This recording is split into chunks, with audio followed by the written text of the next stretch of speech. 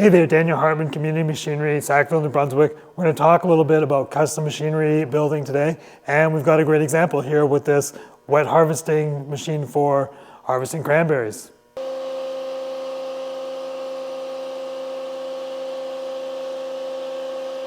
Welcome to the shop. Today we're going to talk about some custom machinery building. We got this example with this wet harvesting machine for cranberries.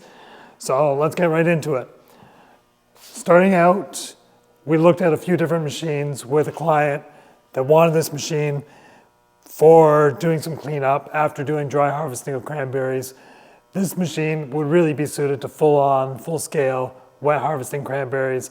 And one of the key design features was that it could be towed down a highway. So you can see how the platform raises up, and this is high enough to run cranberries into a 40-foot transport trailer, dump trailer, which is how they move the wet berries after they're harvested. So this platform, it lowers down 4 feet to transport, and some of the details really took some time to get figured out were things like the safety mechanism, so that the ladder has to be stowed before the platform can be lowered down in order to keep any kind of operator injury from getting pinched on a ladder if someone accidentally lowers something down. And the other thing is having safety valves that only allow these valves for the stabilizer cylinders to be operated when the platform is down. When the platform goes up, it's got a safety valve that cuts the hydraulic pressure here. And if actually you come in a little bit closer, you can see how these valves topographically correlate to each one of the cylinders. And you don't have to think, it's just intuitive how it works. There's also a bubble level here, recessed, that levels the cleaning station. So in order to get the bubble level into the position, you would watch where the water sits in the cleaning station or check it with a level and adjust. There's some springs and some wing nuts that allow quick and easy adjustment of the bubble level without any tools, without any thinking. And when the platform goes up, this pressure is cut off. There's a 60 psi check valve that prevents overpressure from going into the return side of the cylinders. The cylinders are double acting, so the platform can be lowered in a reasonable amount of time. And also it balances out the platform, so it raises and lowers very even. So putting that check valve eliminates, so it's only got about 290 psi down pressure plus whatever the weight of the platform is. So you can hold this lever down with the lock engaged and nothing gets damaged and nothing moves. Because if you didn't have your ladder stowed and you're pushing down on this lever, well, that's another feature actually, where this ladder, when it gets put away, there's going to be another lever added that overrides the safety latch engagement levers, so that the ladder has to be stowed before the safeties will disengage, and you have to lift this up, the safety would disengage, and then you can let the platform down.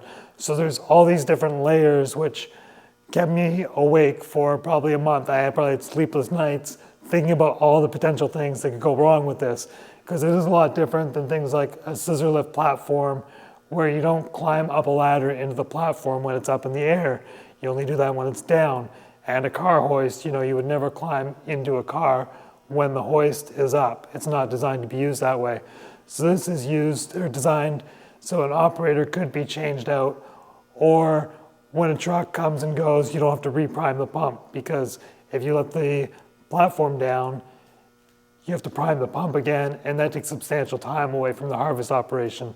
So it's really designed to have continuous operation. And when you're in those colder fall months, because cranberries get harvested after the frost, it's really nice to be able to change operators and stay warm, because you're going to be in the wet with your hands pulling vines off the cleaning station. It's going to get a little chilly. It's going to be nice to go get warmed up and not have to be chained to operator station the whole time.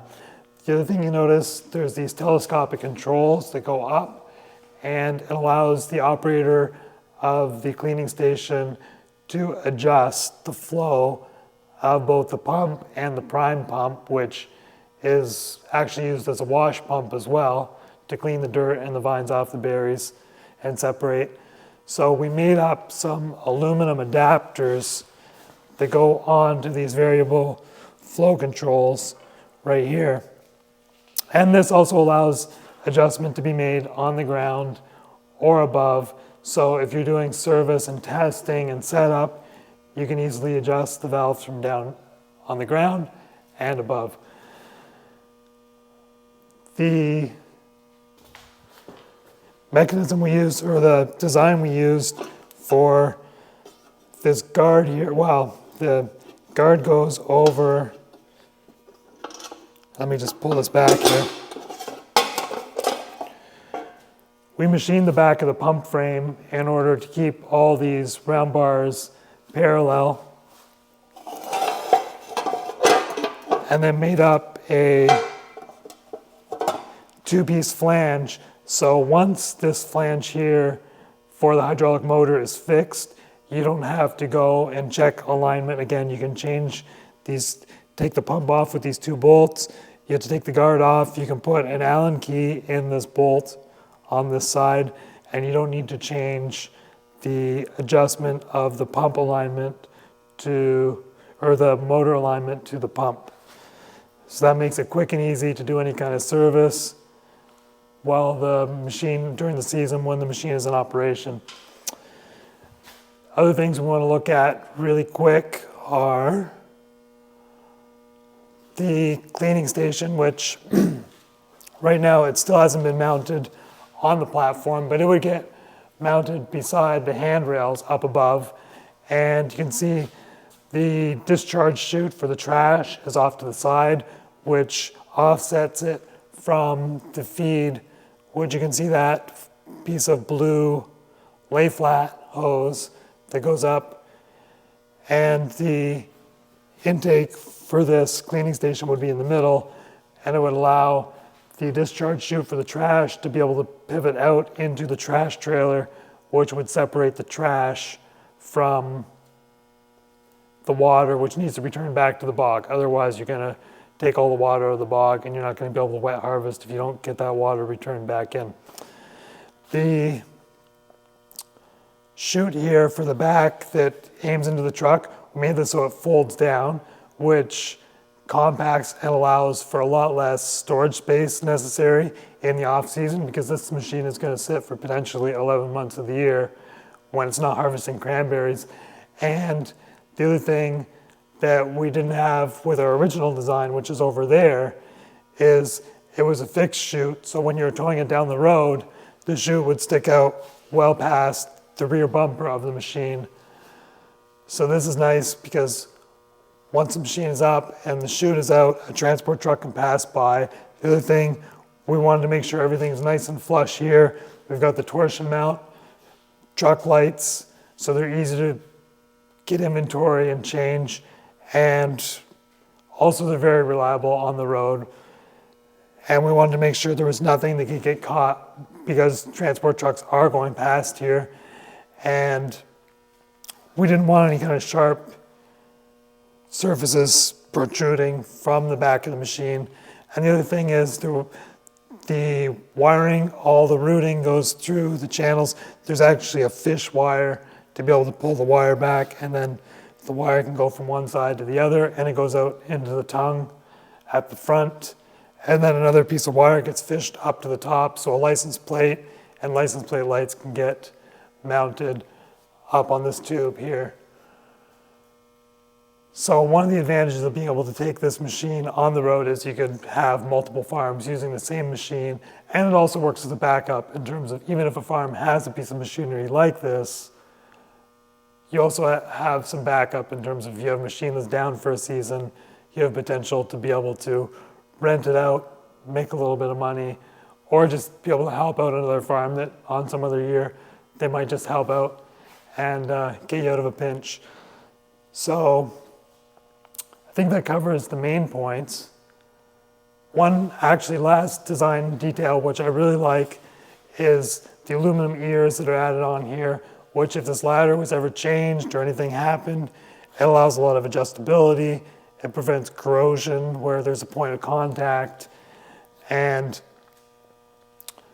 there's a lot of little details in this whole machine in terms of thinking about, well, things like the grab rails to easily transition from the ladder onto the platform and off the platform, where if you were usually going onto a flat platform, you'd have your ladder raised, so you grab on that like a set of railings.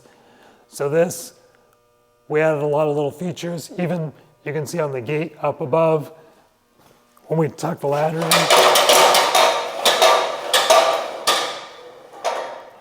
the ladder sits behind the gate, and that gate is actually spring-loaded, but when you're going down the highway at 110 kilometers an hour, that gate would have a tendency to open. So the ladder prevents that from happening, and the ladder blocking off the platform also gives a clear indicator to operators to come off the platform before stowing the ladder, and it also discourages people from going up onto the platform without the platform being in the right position. So it discourages people from riding the platform hydraulically, which is not the intent of this machine.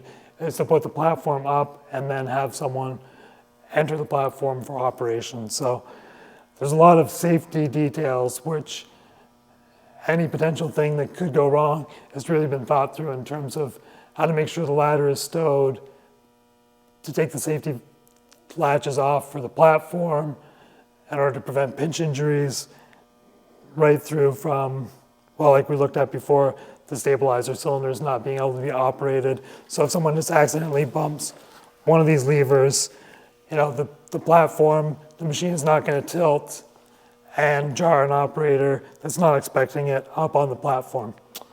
So those are some basic details of what you might come to, the details you might have to look through as far as custom machinery building.